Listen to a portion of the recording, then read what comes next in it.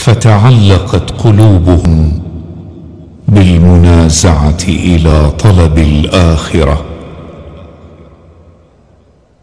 اللهم اجعلنا من الذين إذا أحسنوا استبشروا وإذا أساءوا استغفروا. اللهم ما سألناك من خير فأعطنا، وما نسيناه فابتدرنا، وما قصرت عنه أعمالنا وأعمارنا وآمالنا من الخيرات فبلغنا.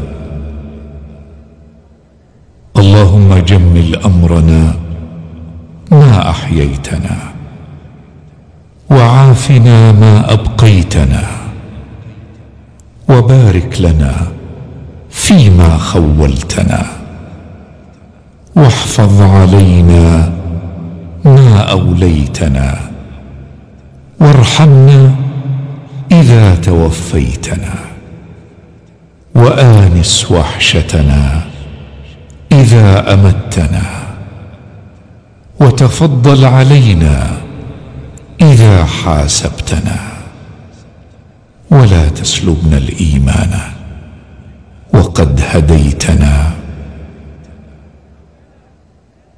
اللهم أنت الذي بقدرتك خلقتنا، وبلطفك هديتنا، وبجميل سترك سترتنا، وفي أحسن صورة صورتنا، ومن خير أمة أخرجتنا. فاتمم علينا نعمك التي لا تعد ولا تحصى، واجعلنا ممن هدى واهتدى وسمع ووعى، وممن سبقت لهم منك الحسنى، وممن نال أفضل ما يتمنى. ولا تجعلنا ممن ضل وغوى، ولا ممن ضل سعيهم في الحياة الدنيا وهم يحسبون أنهم يحسنون صنعا.